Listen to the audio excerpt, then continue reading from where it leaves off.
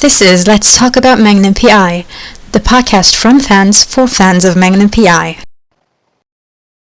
Hi, I'm William Nettles. I'm a big Magnum fan from way back, going back to the OG Magnum. And I'm also a big original and reboot Hawai'i 5-0 fan. And today I'm calling you I'm taking part in the podcast from Waikiki Beach, and just have been looking forward to doing this with y'all for a long time, because this is always something that I love watching, and I really have enjoyed getting to hear you and now see you so many times. Thank you. That's awesome. And you've got an awesome location behind you. Well, thank you. We're right across the street from the Ilokai, which it's a hotel that was used in the original Hawai'i 5-0 and the reboot as the place where McGarrett would turn and look at the camera as it came up to the top of the hotel.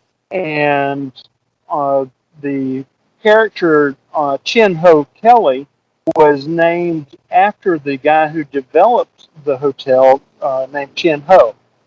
Wow. So you're like a well of knowledge about both shows. I don't know about that, but I mean, I do enjoy watching the shows. I mean, we have gone down to the palace a bunch of times. We actually haven't gone to the palace this time to take our picture in front of the King Kamehameha statue yet, but we will do that here shortly. Oh, I can't wait to see the pictures. Oh yeah, I post so many pictures on Instagram and Facebook that people are like, "Isn't this just a rerun of your last vacation?" And Hawaii's never a rerun of anything. You can never get tired of it either. Yeah, I mean, it's like, oh yeah, I'm sorry, it's only my fifth time out here, but this is actually the second time that we've been to Hawaii this year.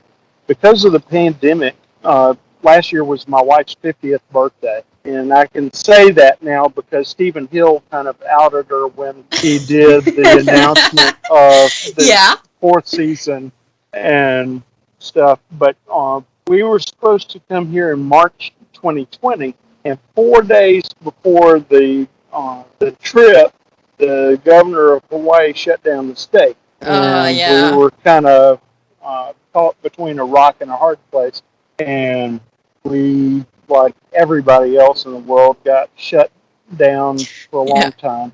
Yeah. And we kept postponing the trip, thinking, okay, this will all be done soon. And it got to be January, or actually December, and the hotel said, we can't postpone it anymore. You'll lose your thing if you don't do it in January. And so we got COVID tested before we came out here in January, and because we had so much airline credit left over, we ended up being able to come back out. This is a late celebration of our anniversary in June. Oh, that's awesome. That's really awesome. Listen, I lived through your pictures because I wanted to go to Hawaii late September last year, was like the plan I had in mind, and that didn't work out, obviously. We're still not allowed to come to the U.S. Well, I mean, there are a lot of places. Where I'm from in Florida is supposed to be one of the worst places. I've been vaccinated, full vaccination and all that kind of stuff. My wife as well. We try to be very careful. You see me without a mask right now, but in Hawaii, you're required to wear a mask inside of buildings where it's a public building, like this hotel. And, we've tried to be as careful as we can. Nobody's going to be perfect, as evidenced by the fact that you see all kinds of people that have gotten vaccinated get this illness and stuff. But hopefully we'll get through it soon. Yeah, it's one thing that they advertised here for the vaccination. Like, you won't be completely immune, but you won't get it badly, so please get vaccinated. And I'm now fully vaccinated as of today, actually. Oh, awesome! Yay! That's great news. I'm happy for Well, you. I count as fully vaccinated, so I'm like, whenever you're ready, Biden, let me in, please. Thank you. I'm the same way. I mean, you can I technically fly to the US. Yeah, I can, because Canada has this obscure travel thing now with the US that we can't drive across a land border, but we can fly. So I live about 45 minutes from the Vermont border, and I also live about 45 minutes from the New York border, and I can't drive across. But if I want to book a plane ticket to Hawaii, I'm more than eligible to get on an airplane and go there. And they just actually loosened it coming home to Canada. We used to have to quarantine for 14 days, no matter what the situation was, no matter where we were coming from. And Trudeau has now said that as of, I think it was last week or 2 weeks ago, that if you're fully vaccinated, it kind of works like the same way that Hawaii is working right now, where you can upload your vaccination card to like a safe travels type thing, and you don't have to quarantine when you come back, as long as you also have a suitable quarantine plan, just in case they tell you at the border that you do have to quarantine. So at least if I do leave the country, I don't have to quarantine for 2 weeks. And we also have to COVID test 72 hours prior to coming into Canada. Same as Hawaii. And that was what we had to do in January. Is we had to do a COVID test within 72 hours of coming to Hawaii. And my wife was the one that was doing all of the paperwork part of that, and we didn't get notification until less than 24 hours before our flight was to depart. And it was kind of a little tight, feeling there. You start having your heart pumping a little harder than you want it to when it comes down to the last 24 hours, and you don't know. But we had such a good time there. You had Sean on a few weeks ago, and we were blessed to get to meet him. We were going to try and take he and his family out to dinner one night, and his son was not feeling well, and Oh, the poor guy. and but Sean, while he was waiting on his wife with the child, came by and was talking with us, and we talked with him for an hour, and he was just the funniest person that I have met. Oh, yeah. Oh, life. yeah. He's wonderful. He He's cracks wonderful. me up, and we're going to try and watch him do a gig on Saturday night. I know he has one tonight that we weren't going to be able to get into, but the one Saturday tomorrow night should be one that we can go see.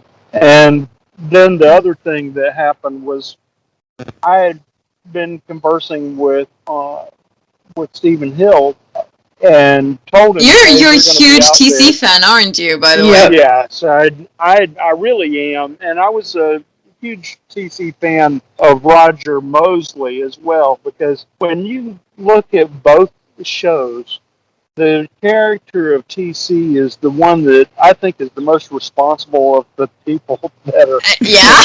involved. True. Magnum's doing some serious stuff, but TC is the one that's running a business. He's, making sure that he's all caught up on everything. He's trying to be responsible. And that was something that my dad, always tried to teach us growing up, me and my sister. And we would always try and be responsible. And I'm seeing TC doing everything that you would expect somebody who's normal to do in one of these situations. Yeah. And so I always was a big fan of TC, and having the chopper, I'm afraid of heights.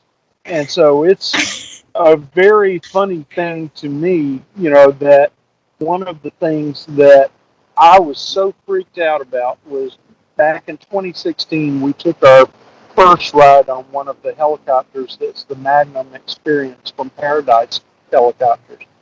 And I was just terrified that day.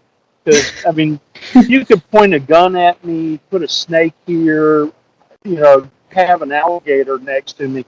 I'm not going to be worried about that kind of stuff. I would be worried about a gun and the snake. The alligator, not so much. I can handle those, but snake and gun, I'm a little bit worried. You put me in a high place and I lose my mind. I feel you though. And when I heard that helicopter crank up the first time, it was a sound that I had heard I don't know how many times on the original. And it didn't worry me a moment after that. And we had a great time both in 2016 and 2017. We repeated the same vacation because one of our friends from Florida said, "Hey, I have never gotten to go to Hawaii. The next time y'all go, let me know." And we had not chosen where we were going the next year, and we said, let's just do the same one again. And we had a great time. But, I mean, we went all over the island. There are all these places that you can go see that are used or were used in Magnum, Hawai'i 5-0, Lost, Jumanji, all of the oh man, I'm getting old and blanking. Movies, cinematic dinosaur things. movies. Jurassic Park. Kong Island. Kong Skull Island was filmed in Kualoa Ranch as well. I think they still have the skulls there. They do, yeah. They have that. They have the cage for the velociraptors. Oh, yay! And there's just so many things that you go, oh, wait a minute, I've seen that before. And then you realize, oh, that's over here. And I've gotten where I can tell whenever they're showing something on one of the shows right where they're at 90% of the time. And it's just really funny. It's happening more and more to me too. I've got like friends in Hawaii, as you know, and I see a lot of pictures from them, and due to that I learn a lot of places. And then there's the shows, and I've been shown a few pictures, and someone asked me, "Do you know where that is?" And I could pinpoint it almost exactly. It's fun. I mean, when we were setting up this, I was going to try and do this podcast from where they ended season 3 of the reboot of Magnum, where they're at a picnic table and it's next to a tree there at the park. And I sent a note to Stephen Hill and I said, "That's Queens Beach next to the tree there, isn't it?" And he goes, "Yeah, that was right where it was at." And I was going to try and do it from there, but as you know, we had a little wind problem. And I wasn't able to get to that location, and our location from Ala Moana Beach Park was also super windy. So windy that we couldn't hear you initially. Yeah. And I apologize. There's still some wind where I'm at right now, but it's a lot less than what it was. But going back to the part of the story I was going to finish up real quick. In January, we had arranged to fly on the Magnum helicopters chopper, which is the one they actually use in the reboot of Magnum. And we got there, and I had told Stephen that I would be coming, and he asked what day we were coming to fly on his chopper. And I told him, and he said, "I might be out there." And I was thinking, man, he's a big star. He's not going to come. He is. I'm not even going to worry about this, And we, got there a few minutes early. There was somebody else flying in the helicopter up front. My wife and I were in the back. And we took off about 15 minutes early because everybody was there. And we get back and they take pictures of you with the chopper and everything. And then the girl comes out and she goes, "Hey, do y'all know Stephen Hill?" And I was like, "Kinda. I know him. I'm Instagram friends with him. Well, he's waiting out in the parking lot for y'all." And so we went out there, talked with him. He was so gracious with his time, and it was just amazing to, spend that time with him because he is the most down to earth person, and my wife and I just love him, and it was such a thrill to get to meet him. He after a few minutes of talking, because we had the owner of the helicopter place was there too, and our pilot and the girl that's there, and he goes, "Hey, can we go take pictures with the helicopter?" And I was thinking, he's asking permission from that guy, and he showed us the trailer that they use as his trailer and his office, and we just had a blast. And, and to show how nice a person he is, after we got back to Florida, he sent a note to us just to make sure we had gotten back safely. And Sean did the same thing. Yeah, they're both sweethearts. So or at wonderful. least I know about Sean being a sweetheart, and Steven just seems like this huge sweetheart too. He is a tremendous guy, and we just love him. It was so funny because when I first saw him, and it's a tradition out here in Hawaii, you hug people. And, I'm coming from Florida, and I'm thinking, okay, COVID free because I got tested. He hugged me, hugged my wife, and I was thinking, oh Lord, please don't let it be Florida man stops flexing on Magnum PI due to giving Star, COVID or something like that. But thank goodness that didn't happen. But yeah, you're careful though. Yeah. Yeah, I was, and Sean, came up, gave both of us a great big hug. I mean, it was like meeting a member of the family, and it was just it was surreal, but it was so cool. And they are just wonderful, down to earth people, and we couldn't love them anymore if we tried. And we just think the world of them. I think that Steven's acting has been spot on for the type part that you would expect the character of TC to be. And, because he is helping his friends. The big thing about the show Magnum is it's about the relationship of these friends. It is.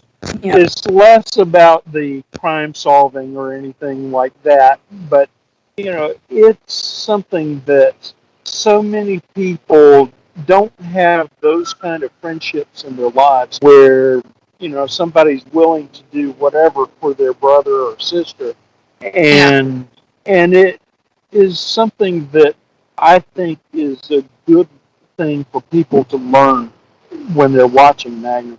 That was something that impacted my life back with the original Magnum, because I have a best friend now of 39 years that if I called him up and said, "Steve, I need $20,000 and a handgun or something like that," whatever it is you can think of, he would be the first one to help you do whatever.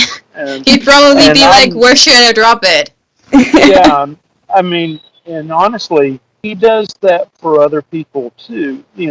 Where he used to carry about several $100s just to help people if he ran into people that had a broken down car or something like that. Because that's amazing. We've been blessed in our lives, and part of the thing that you see in the society out here and in the shows is that they try to treat everyone as being ohana, and try to live aloha. And Yeah. I think that also is a big thing about why these shows are so popular. It's nice that they're taking place in a gorgeous spot too. That helps a lot, It especially is when gorgeous. especially now in a pandemic where you're stuck in sometimes not so nice places. I'm happy to be in my hometown with my parents close by and all the family close by, so I'm good with that, but you still want to escape a little bit. So the location really helps. But as you said, the relationship between these friends is really special. Something that really takes it from being just about this crime solving, because you've got several thousand shows like that, but the relationship is really what hits the core. If with both shows, with 5-0 and Magnum PI, and probably with NCIS once it's released. I did mention to y'all in a message before I came. They You have did? signs that you can see as you're driving around here on Oahu, and one of them is a yellow sign with black lettering that says lava, and that's the one for NCIS Hawaii. And if you see MPI or I, it's Magnum. And it used to be when they were still filming Reboot 5-0 that you would see I, and that was the Hawaii 5-0 sign. Yeah, I was in Vancouver a few years back, so I imagine it as surreal as it was in Vancouver. I was in a hotel by the harbor, and I went out, ironically, to get poke. And I left the hotel, and suddenly there's an explosion. Because they filmed Flash right in front of my hotel. I'm like, what the hell is going on?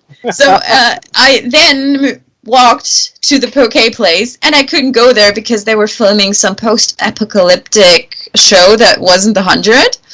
From there, it all happened in the same day. From there, I went to the museum. That's when I came across the set of the 100. So I imagine Hawaii being pretty similar with how much they're filming at the moment there. That you can actually come across sets even if you don't try. Yeah, if you come out, and where we were at this morning, Waimea Falls, they used it in Lost. They used it in all of the TV shows that we've been talking about. There is a Tom Hanks movie that I love that's called Joe versus the Volcano. And it was him and Meg Ryan. Oh. And I'm sorry, the wind has picked up a little bit here. We can still hear you, though. We can still hear you. Okay. But that was partially filmed there. And there are just so many sights that you can see.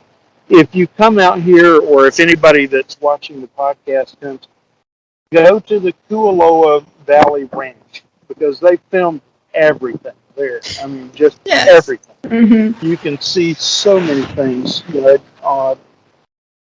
One of the ones that makes me laugh is Hurley's golf course from Lost is there.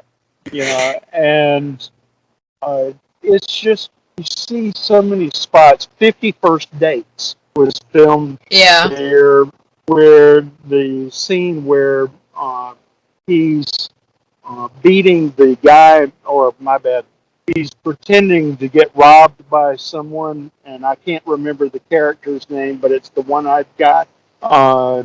And the girl stops and starts beating the other guy with a bat. And it was just absolutely hilarious. It sounds really bad now, that the way that I'm telling it.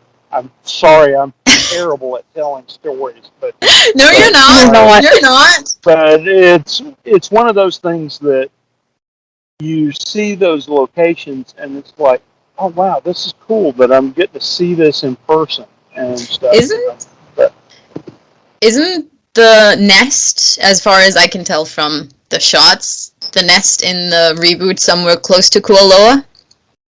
It looks like Robin's Nest is supposed to be where the Kualoa Regional Park is, to me. Right.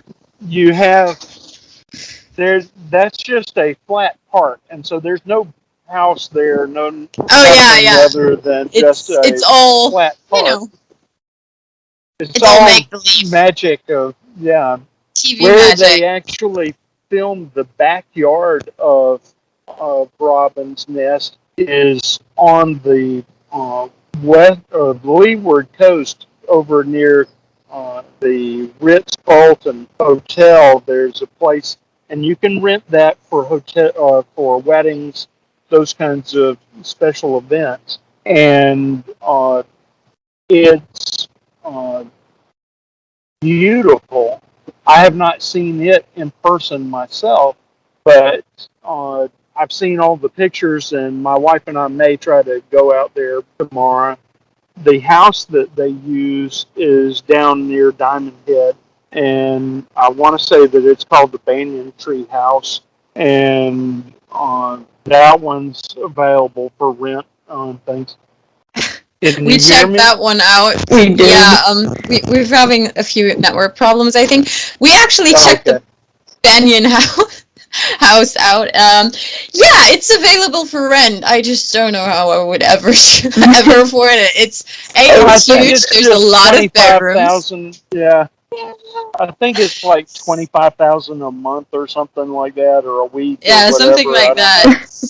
So, like, And if there's a bunch of fans clipping in together, we could all live in the Banyan house for like a week or something. But yeah. Yeah. well, the when I was growing up, and the original Magnum came out while I was a teenager, and I always thought, wow, that'd be so cool to live on an estate next to the ocean, drive somebody else's Ferrari, just kind of mooch off of them, a little bit and stuff. And I managed to mooch off of my parents for a while, and I had a Pontiac Fiero, so that was as close as I was coming to a Ferrari at that point. But we, on our other trips, have gone and you can go swimming in the tidal pool at the original estate, but they've torn down the building, Yeah. and nobody has said for certain that this is what's going on, but apparently a lawyer who is friends with President Obama and President Obama have built two mansions on the site for the original Magnum. They do still have Magnum's guest house still exists, and frankly, it was a boat shack. It never had the interior like you would have seen on that show.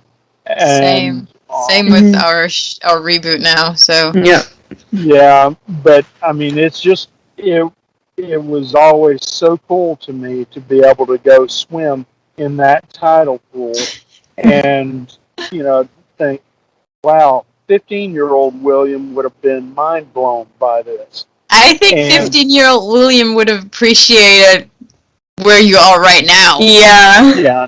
I mean, 55-year-old William was mind blown by getting to meet Stephen and getting to meet I can relate. Sean. I say the same. And getting to fly around this island on a helicopter several times and getting to know this place and love it so much. I mean, this morning I had an exchange with Peter Linkoff on Instagram because we're right down the block from the Wailana Coffee House. And it was a place that they used as a location in the reboot of Hawai'i 5-0 a couple of times. And it was a place where we always came to eat while we were here, and it shut down in 2018. And Yeah, I think I heard it was that. not for economic reasons or anything.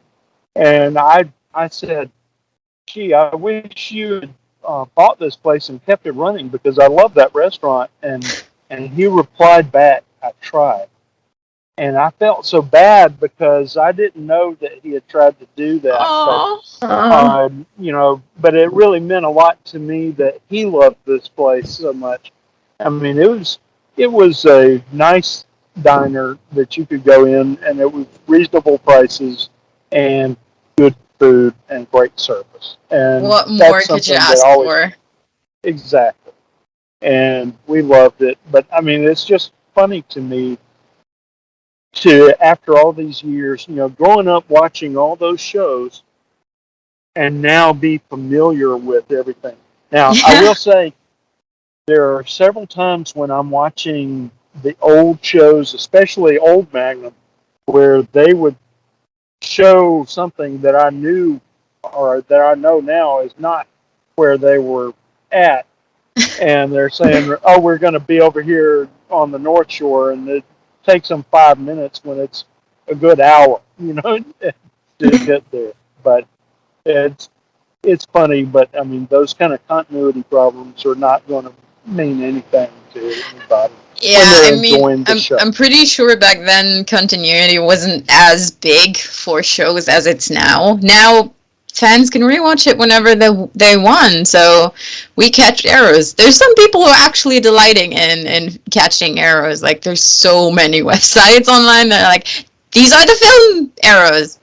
Yep. Well, and those, I don't get that. I mean, I understand, hey, you don't want to see a jet flying through the 1870s or something like Yeah. that. I Mhm. understand.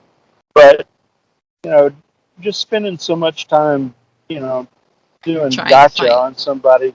Because the real thing for these stories is just to be able to escape your life for an hour, Yeah. half an hour, and be able to enjoy something that, takes your mind away from your troubles. Right now, I'm 4,730 miles from my troubles and stuff, which is That's work awesome. and yeah, I love being this far away from work because I'm 6 hours behind now, and so they never know what time it really is, and they're hesitant to bother you like that. If I was closer, they'd call, text, email, whatever Yeah. it is, Yeah. and ask questions, and so it's good to be able to be away. This is Coming getting away from it all. coming back to what you said, I personally, I don't watch stuff to find mistakes either. You have to have a certain suspension of disbelief to watch it, because mistakes happen. We're all human. These people are human. Otherwise, why would we enjoy it if there wasn't the human aspect to it? So, I mean, yeah, obviously there's animation that we love, but again, there's humans behind it, and there's gonna be mistakes, and you just have to dive in and enjoy it. And as you said, let go of your problems for a little bit. Just immerse yourself, especially with 5-0 and Magnum PI. Just enjoy Yeah, it. I mean, it is really a joy to watch these shows, Yeah. and the interactions between Steven and Zach and Jay and Perdita and Amy and Tim, they they are coming across as real people, Yes. and when you meet or when I met Steven, I'm standing there thinking, okay, how much of the character is him and how much is it, this? And I'll say Steven is, just a super cool, laid back, down to earth, wonderful person. And I think the world of him, have greatest respect for him. And I think if somebody was ever in touch with his fans like him, man, we, my wife and I were blown away when we used the video that he shot back Yeah. in January Yeah. to announce the fourth season of Magnum PI, because that was when he outed Brenda's 50th birthday. Yeah, that's when everybody Yeah, saw you on it on his Instagram. Yeah. yeah, and I was like going, "Oh wow, that is the coolest thing," because you know, I, I, I know I'm a fan geek or whatever. I'm good with that, and it's not like I'm, sleeping with a Magnum PI T-shirt on or something. I'm not that Nothing much wrong of about a that, though. I've done it with the Hawai'i 5-0 shirt, so. now.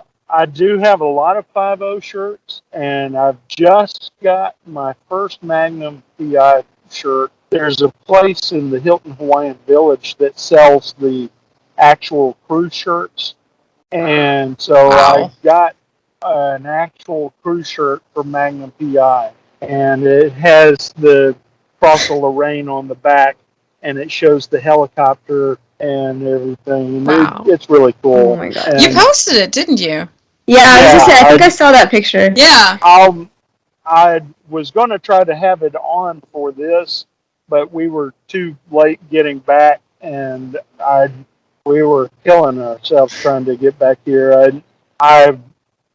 Finding a rental car is really tough right Yeah. now in Hawaii, and we used an app where we rented an individual's car, and he handed over a brand new Toyota Wow. Tacoma pickup truck. And so I've been being very careful with that thing, and I was like going, Understandable. man, if this was my car, I would be hammering it down the H1 to get back so I could change the shirt, but I didn't do that. So I approve of not hammering it down. Yeah. yeah. We Yeah, want I you back mean, safe. the car that I had before, I had a Dodge Challenger that had the 392 Hemi in it. And if I couldn't outrun it, it's way too fast, with that. And I just traded that thing, which was a big gas guzzler, for a car that's an electric car. I've saved all kinds of money. It's ridiculous. Yeah, But yeah. anyway, let's get back to the show. I didn't mean to sidetrack us. I mean, I was going to say, go ahead. I just wanted to mention you had every fan's car, 5-0 fan's dream car before too, didn't you? The Camaro. yeah. Yeah, So I mean, just and mention that too. it was kind of funny because that was our first trip in Hawaii. About a month before, I had a beloved Bullet Mustang, and I was going to keep that car forever. Somebody T-boned me in an intersection, and I had been a president of a car club in Florida, and one of the members of the car club was the general manager of the Chevrolet dealership where I live. And he said, we've got a Camaro that we haven't been able to sell. And I was thinking, oh my Lord, it's pink or something, but and it turned out that it was a 2SS RS Camaro convertible, brand new. It was sitting on the showroom floor. It was white with orange rally stripes and an orange and black interior. I would have bet $1 million that I would never have a car with an orange interior, but I would have been wrong. And I loved that car. And the reason I bring up all of that, part of what got me to buy the Camaro was the fact that on the new Hawai'i 5-0 that had just started, they were using a Camaro, and we were sitting, in the Tropics lounge at the Hilton Hawaiian Village, and when we were coming in, we saw a sign that said, "Mahalo for your patience with us while filming is going on," and it was the episode 302 of the reboot of Hawai'i 5-0 was being filmed in the lounge, and it's the one where Kamakona comes in and is saying that he's going to start a helicopter business. And we got to meet Taylor Wiley, and also one of the stunt drivers was there, and he gave us a little badge that they use for a keychain, and I had that. I still have it, and you can buy those things all over the place now. But it's just a little gold-looking badge that says 5-0 Special Investigator, and We, You mean something like that? yeah, exactly, exactly like that, except for smaller. Yeah, that's just a replica of the one that they used Yeah, on the show. but that one is great. It looks like Liz was getting one too, or no? I think Liz has one. I have one of the coins Oh, yeah. Oh, that I actually got from Peter Lenkov when he put it on his Instagram story. I can't remember when. And it's the 50th anniversary of it, and it says State of Hawaii Investigator 5-0 Unit, and it says 1968 to 2018. And so that it's quite heavy, actually. I'd never realized how heavy it was because it's just been kind of sitting on my dresser, which I should probably put it somewhere a little more special.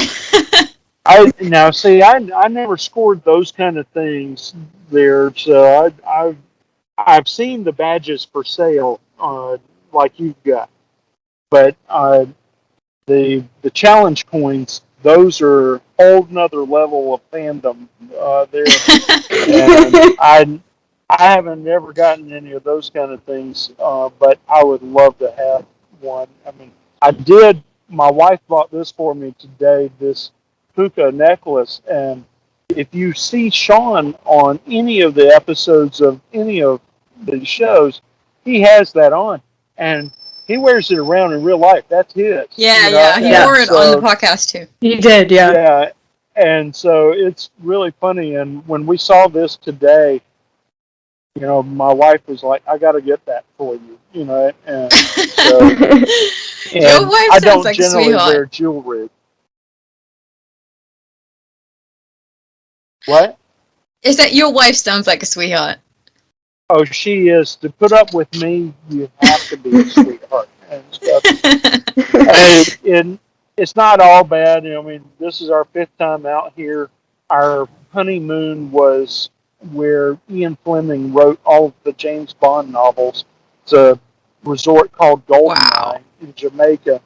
And she didn't know what she was getting herself in for because all she knew is that they had an outdoor shower, and that kind of freaked her out, but it was the coolest place. And, we get some good trips, and, I probably should be saving more money or something like that, but, we want to be able to enjoy your life while you keep it. And, Yeah. And trying to be happy, and it doesn't involve, you don't have to go to these places to be happy or anything.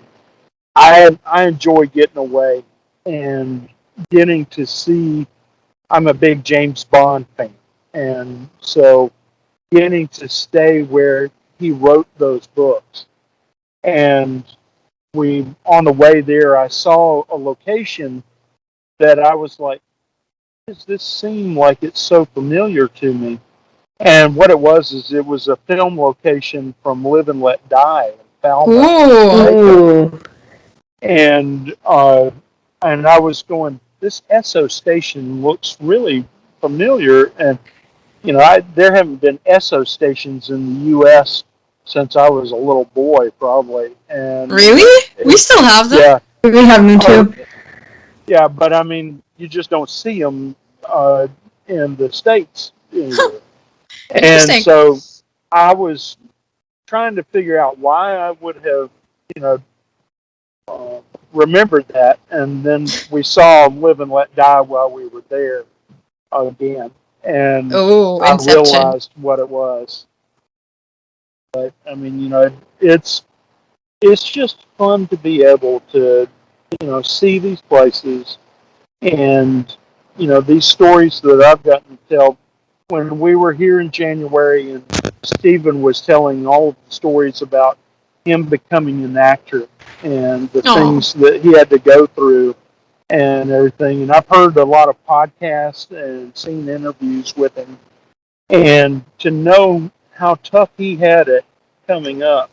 And I'm thinking, man, he's living the dream now. I'd love to be in Hawaii constantly. Be on a helicopter every once in a while, fly around the island. Despite your fear? Yeah, I found out that, and I hope I'm not telling too much of a secret here, but he's actually afraid of heights too. Yeah, he said And that in an interview. I've heard that, yeah, yeah. and he, uh, they've kind of built it into the uh, Magnum as well from when they were being, there was the terrorist takeover of the one Yeah, tower yeah. there, and he didn't want to go down the elevator shaft. Well, when we did the fly around the island, the first two times I ever was in a helicopter, it was with the doors on. And so I was okay. I didn't feel like I could fall out and smash something on the ground. And this time, when we went, it was doors off because that's how the Magnum helicopters people do it, and it's pretty exciting. And I was thinking, oh my lord, I'm going to get sick. I was holding on. I'm surprised I didn't bend a piece of metal just from how hard I was gripping it. But we go around the island and you come back over Pearl Harbor, and our pilot said something to the guy in front and said, hey, I'm going to try and keep it steady the rest of the way. We shouldn't have any more bumping around. You should be fine. We didn't know, but that guy had gotten sick and had thankfully used the air sickness bag and didn't miss with anything. Oh my goodness. And I had gotten back down on the ground and I was safe. I was like thinking, okay, wow, this is great that I've made it down, and I'm going to tell these guys this. And so when Mr. Schumann, the guy who owns the the helicopter business, and Doug, our pilot, and Stephen are standing there, I said, I've got a confession. I'm scared to death of heights. I don't know how I made it through this. Yeah, And Doug, I the can pilot, relate. I didn't know that you were even bothered and stuff, and uh, and Stephen goes, yeah, I was afraid of heights too, and he goes, I didn't tell him that after I got the part because I didn't want him to let me go, because you kind of might have to be in a helicopter if you're a helicopter pilot, and the owner of the helicopter business said, yeah, the first time that Steven was in a helicopter was when they were filming the theme part of it where they do the dive in the chopper and where they bank around Diamond Head. We did an echo. Yeah, Okay. I don't know how. I believe it might be on Liz's end. Nope. Well, I don't know, but it may be that my earpiece has gone dead or something like that, too. But anyway, it was funny to me that Stephen was talking about that, and I was like going, that is so crazy to have something like that in common. And I came to find out that his degree is in communications, and my degree is in telecommunication from the University And mine of Florida. too. And so I didn't end up using my degree the way that I would expect, because I started out, my first job out of college was to be a marketing specialist for a city. One of the things that I marketed was natural gas for the local utility. And they realized that I knew, how to do spreadsheets and could read. And they said, there's this thing we need you to help us with. And I ended up starting to learn how to buy natural gas. And so for the last 33 years, I've been buying fuel for utilities. And it's, nobody ever dreams of doing that when they grow up. If they do, they need to have their head examined, but it's I mean, something that allows me to have these kind of experiences. I get to travel, and my wife puts up with us coming out to Hawaii. I realize that sounds funny. We're actually talking about going someplace else next year because we have been so many times. And, you know, I know we're going to come back and go to the Big Island. I want to fly over a volcano in the helicopter oh yeah. next. So that'll be the next trip. Oh yeah, I can relate to that. The volcano park looks really amazing on the picture, so that's a big bucket list item for me too. How was swimming with the turtles, by the way? You've been yesterday, right? Yeah, my wife is a huge turtle fan. She loves turtles, and so Turtles are awesome.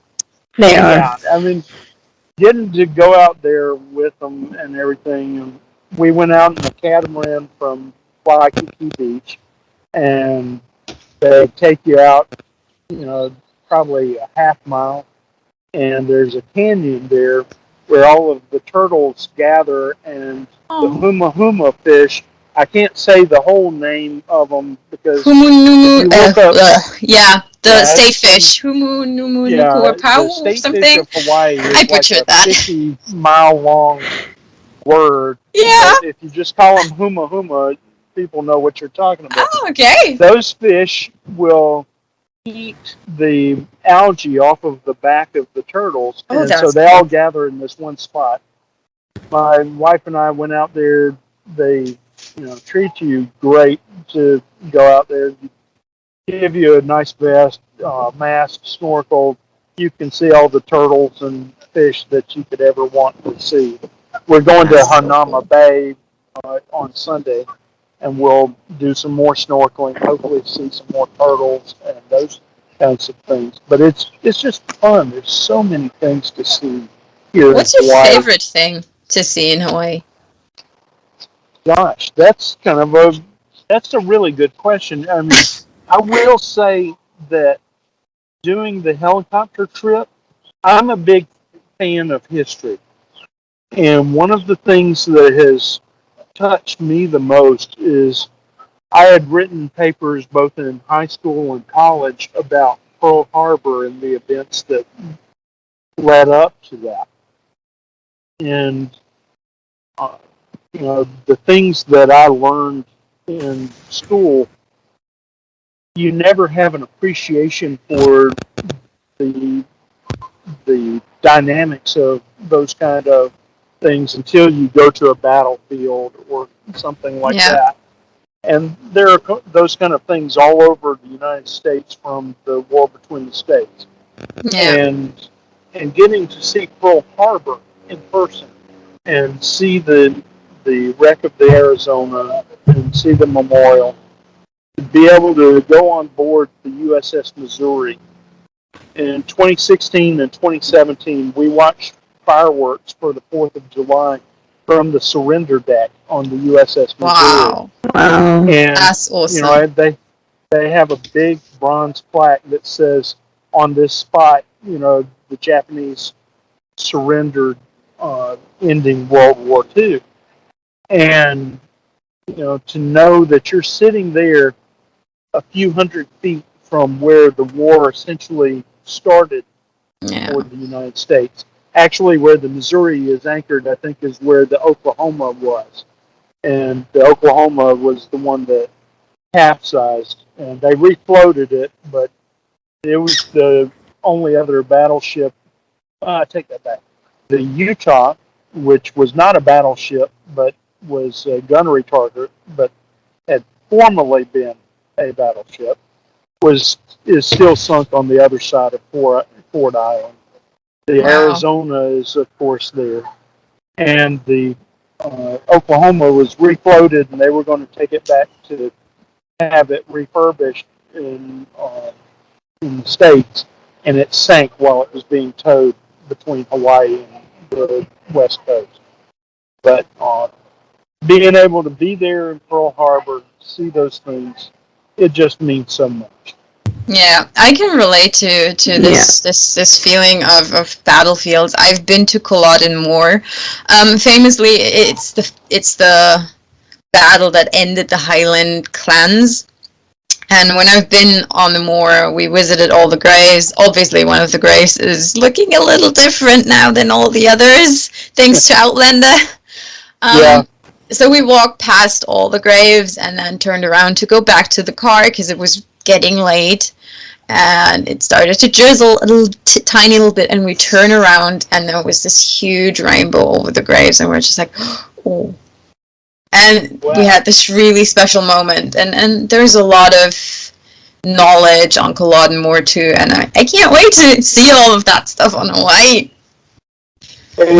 You're gonna love it when you. I'm 100% sure. I'm also doing a lot of research on ancient Hawaii, and there's a lot of battlefields that I'm just like, I want to see them because the places sound surreal. Like in my head, I can't imagine what they look like because there's a jungle. People are fighting in the jungle, but apparently, and like uphill, but apparently they don't mind. I really want to see that. Well, I mean, when you talk about it and how it's linked into Magnum, the original Magnum, there was an episode where it was called "Did You See the Sunrise This Morning?" And that was the one where Magnum's Ferrari is blown up and his friend Mac is killed in the Ferrari. And they were going to go to the Poly Lookout. The Lookout is where they had the battle. The Poly battle, yeah. If I'm telling the story right, I may be wrong on this, but I think I'm correct. That's where the army was driven off of the cliff there and died. Yep. And correct. And they actually touched on that in the new Magnum when they had the episode about Kumu stealing the skull from the guy who had purchased it. And, you know, it's those kind of things where they bring in local lore or local events that it's not lore. I mean, it's that actually happened. Yeah. And 5-0 did that too. To the story. Mm-hmm. Yeah, 5-0 did that, and you know the things that they are doing in these new shows, what they did in the original, or my bad, in the reboot of 5-0, what they are doing with the reboot of Magnum is a great thing. And you know, I was going to touch on one thing that I've kind of noticed that I don't understand.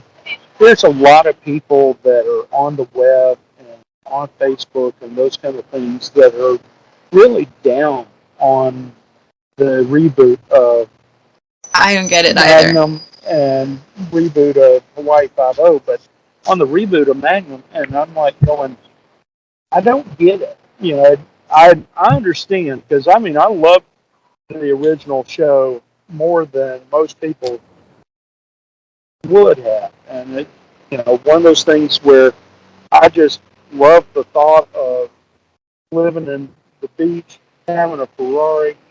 You know, I'm not 6'4" like Tom Selleck or anything, but I mean that would have been super cool, and I love that. This Magnum is kind of different, but the basic elements of the show are the same. Yeah. Jay's a nice looking guy. You know, he doesn't do anything for me. I like Vegeta better. You know, and somebody was a friend of mine was saying that Steven looked delicious, and I sent him a note and said, you know, there are many things I would think, but I will never call you delicious. He sent back, you know, he thought that was funny, and I'm sure he's thankful for that too. But you know, but you got a nice looking guy, a nice looking cast and crew, and they're telling stories the same way that they did with the original Magnum. And they probably don't have Jay breaking the fourth wall like Tom Selleck did, because Tom would, look at the camera and make an expression, a lot of the time and stuff. Exactly. Exactly like that. But it was always, a lot of fun. That one was a light-hearted show, and this one, I think, has a lot of great humor in it, but it's telling the stories, I think, better. And that's me as a big fan of the original, and I'm not criticizing the original by saying that. Of course not. I just think that because of the way that people expect their entertainment these days, that's what's an improvement on the original. I personally feel like a lot of people, some of them want to be negative just because they don't want the reboot. They want to have Tom Selleck be the Magnum. But I think both shows have a right to exist, and one show being successful doesn't negate the other show being successful. And on top of it, the only changes that they made, I feel, with 5-0, with Magnum PI, is bringing it into our time. Because as I think, Liz, you can tell it better, Perdita Weeks said in an interview that, there's no female role in the original, right? Yeah, so I heard an interview, I think it was when they did San Diego Con right before it came out, she was talking about the whole audition process, and when her agent brought her the script and told her, you have to audition for this show, they're going to do a reboot of Magnum PI, her first thought was not, oh, cool, Magnum PI, it was, wait a second, there are no women of substance in Magnum PI. Like, all the women that she had thought about were, like, the damsels in distress, or, one of Magnum's, one-night stands, or whatever it was in the original, when, she's like, but there's no main character that's female, there's no, like, central female voice kind of thing. And that's when her manager said, no, Jonathan Higgins is Juliet Higgins. And then she apparently, I think her exact words were something like, and that was when my interest peaked, and I knew that I had to be Higgins in the reboot. And, I loved the sparring between the original Higgins and Magnum, where they're always trading off something. And they've changed that a lot. They did have some of it in the first couple of seasons, and there's still the kind of picking on one another all the time that you would see. Yes. And I think that keeps that kind of portion of the story alive. I will say, I hope that they don't go to them being in love, sometime soon or something like that, because I kind of think that would kill the story. I think having the tension there is better. There was a show called Moonlighting back in the 80s where it was a detective story. Bruce Willis was in it, and Sybil Shepherd was the female, and they would pick at one another, and eventually they did, end up in a relationship, and the show ended after that, and I was like, I don't want to see that happen to Magnum PI. Now, one thing I would, and I do love about Magnum PI is that they've had Roger Mosley on. Yes. Oh, yes. Many times. Oh, yes. And one of the things that I would love to see is, in that first time when he appeared, he said that he didn't want to go up in a whirlybird or whatever. Roger Mosley in real life was a helicopter pilot too, but they would never let him fly in the original Magnum because of insurance and that sort of thing. But I would love to see him and Steven in the chopper. Oh, that would be awesome. Yes. That'd be great. Have that happen, because I think one of those things like that happening would be so cool. Oh, I yes. don't know, if they could bring Larry Manetti in as his character from 5-0, but I'm just not sure what his health is like these days. And, but I would love to see him back on it as well. Yeah. 'Cause, And I think everybody would love to see Tom Selleck do a cameo. Even just a small one. Just a little one. yeah, what would be cool is if he was to make a cameo as either Robin Masters or as Chief Commissioner Reagan, one of the two. That would be awesome. That would Yes, be but I gotta be honest. We've been talking Instagram a little bit, and I'm mentally headcanoning you as Robin Masters right now. So I love that. I love that. The perfect Robin Masters. You have book ambitions. You're very knowledgeable about both shows. You're awesome. You're on your way. I appreciate that. So my mental Robin Masters is William Nettles. I love it. Well, I concur. The only reason that came up was from our trip in January. I was posting the pictures with Steven and then posted the pictures with Sean. And one of my friends from Florida, texted me, and she goes, "What's up with all of these pictures of you with these TV stars?" And I said, "I'm not supposed to say anything. It's not going to come out until next season. But I'm Robin Masters." And she believed me. I mean, she is so adorable. I love doing it. I love messing with people like that too. Yeah, I mean, I will mess with her like that because she will try and, be mean to you sometimes, but I had fun with her on that, and she believed me. And I would love to do that, but I mean, honestly, this past week they had put out casting calls for parts on this.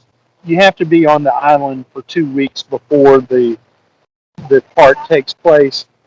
I did put in to be a criminal in the background at HPD, and I didn't even hear back from those guys and stuff. I didn't ask Steven or anything because I didn't want to, hey, can you get me on or whatever, something stupid like that, because I don't want to be an annoyance to him. I mean, he's just been nothing but cool to me.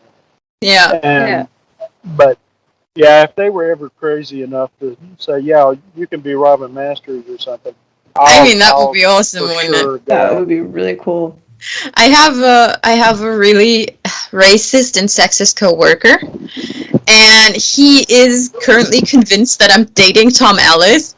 There's no way I'm gonna correct him. I never told him that. He just saw it I have a picture of myself with Tom Ellis hugging from a convention on my desk at work, because, I like that picture of myself, and I love Tom Ellis. There's no way I'm correcting him. There's also no way I'm talking to him. So, yeah, I'll let him die in his assumption that I'm dating Tom Ellis. Well, the thing that gets me is I'm originally from Alabama. People have the perception that everybody from Alabama is racist, that we can't talk, that we employ double negatives or something like that. I don't know.